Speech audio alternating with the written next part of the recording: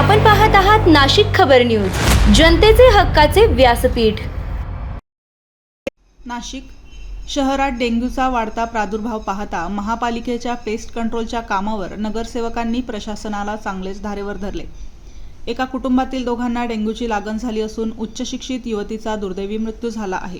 तिची मोठी बहीण डेंग्यूवर उपचार घेत असून अशोकनगर परिसरात डेंग्यूचे सर्वाधिक रुग्ण आढळत असल्याचा दावा नगरसेवकांनी केला।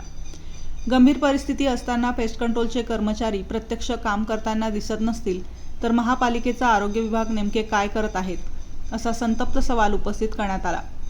संबंधित ठेकेदारावर कारवाई करण्याची मागणीही करण्यात आली। प्रभाग सभापती समाधान देवरे यांनी सावरकर नगर परिसरातील धूर फवारणीच्या कामावर प्रश्नचिन्ह उपस्थित केले। गेल्या महिनाभरापासून परिसरात धूर फवारणी झालेली नसून वारंवार मागणी करूनही औषध फवारणी करणारे कर्मचारी दिसत नसल्याचा आरोप त्यांनी केला। उच्च शिक्षित युवतीचा डेंग्यूमुळे मृत्यू झाल्यानंतर तरी आरोग्य विभागाला जाग येणार का, असा सवाल देवरे यांनी केला।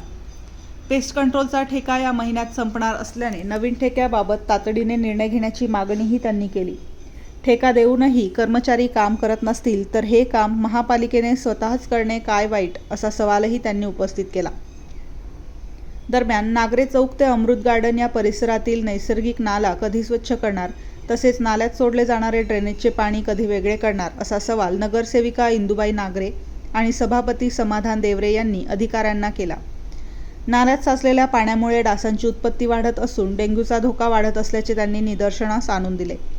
डेंग्यूचा वाढता धोका लक्षात घेता शहरात धूर फवारणी, औषध फवारणी आणि डासांच्या उत्पत्तीची ठिकाणे नष्ट करण्याची मोहीम तातडीने प्रभावीपणे राबवावी, अशी मागणी नगरसेवकांनी केली आहे।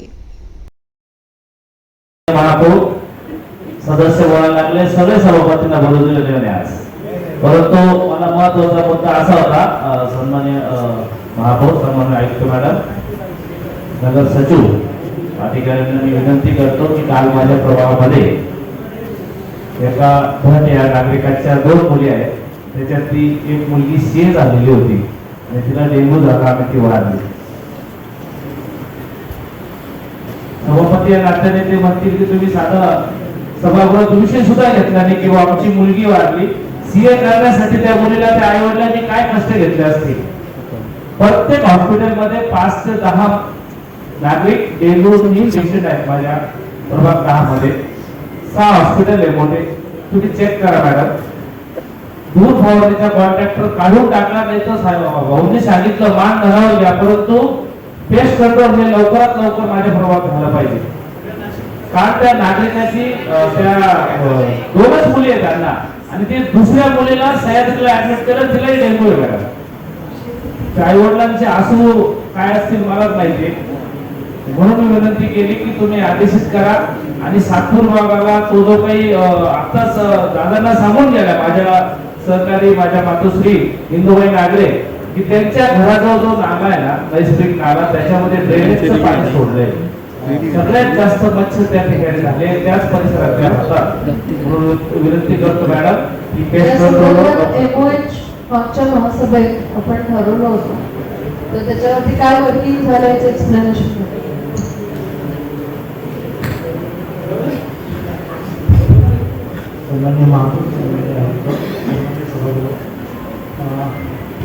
डेंग्यूच्या पेशंटच्या बाबतीमध्ये वाढ आहे, पावसाळ्यामध्ये सामान्यपणे त्याच्यामध्ये वाढ होती, परंतु आतापासून 25 तारखेपर्यंत वही माहिती घेतलेली आहे, ज्याच्यामध्ये 2 प्रमाणाचे कर्मचारी, आशा सेविका यांचा घरोघरी जाऊन सर्वे चालू आहे। जर महिन्याभरामध्ये जरी धूर फवारणी झाली असेल ना, तर मग मला सांगा तुम्ही, ज्या ठिकाणी ही पेशंट सीए मुलगी वाढली ना, 1 महिन्यापासून धूर फवारणी त्या एसआय ला बोलून तिथं धूर हे केलं, मी पेस्ट कंट्रोल करून घेतलं त्या कुटुंबाचं, आणि दोन्ही मुली आणि आईची पण आज टेस्ट येणार आहे त्या कुटुंबाची। आणि तुम्ही म्हणता की आम्ही डेंग्यूच्या घरी, तुम्ही उद्या सकाळी, माझी विनंती आहे तुम्हाला पर्सनली, माझ्या सातपूरला या, आपण जाऊ, किती डेंग्यूचे पेशंट आहेत तेवढ्या घरी आपण दोघांनी जाऊ आणि फवारणी केली का एवढंच करा, फक्त माझी एवढी विनंती आहे। आम्हाला नागरिकांच्या जीवाशी सोडवा का साहेब, पाणी कमी आलं ना नागरिक थोडं सहन करतील, परंतु जीवाशी आलं रुपयावर विनंती करतो तुम्हाला। काय करतोय टेन्शन कसं ते ते नंतर टेंडर कसं करायचं सगळी भूमिका जी आहे तुमची ते मांडा आणि 15 ऑक्टोबरपर्यंत आपण एक्सप्रेशन मॅडम तो फक्त शेड्यूल देतो बरं कामाला की या दिवशी येणार आणि ते छोटे मशीन घेऊन येतो मोटरसायकलवर थोडस काहीतरी धूर फवारणी करतो त्याच्यात काही ते पॉइझन टाकायचं ते बी टाकत नाही आणि निघून जातो ते केमिकल जे असतं ना ते काहीच टाकत नाही तो कृपया याच्यावर फरक झाला आता खूप कठीण झालंय केमिकल त्यांना पोहोचवून देतो मशीनमध्ये टाकायला आणि सगळ्या आपण करत आहोत यासोबतच आपण जे जे आता मोहीम करतो तीच तो मोहीम आपण एक्सटेंड करणार आहोत आणि आपण जसं सभागृहात सांगितलेलं होतं की आपल्याला या समायोजन करण्याचा किंवा निर्णय घ्यायचा याबाबत विधी विभागाचा अभिप्राय घ्यावा आज सकाळीच विधी विभागाचा सुद्धा अभिप्राय आपल्याला प्राप्त झालेला आहे त्याच्यामध्ये शासनाने 2022 आणि संघाच्या अनुषंगाने आपल्याला क्लास 4 कर्मचारी हे त्याच्याला विधीबाबत सूचित करण्यात आलेले आहे त्याचप्रमाणे आपल्याला मार्फतच घ्यावे लागते आणि अशा प्रकारचा आपल्याला आता अभिप्राय प्राप्त झालेला आहे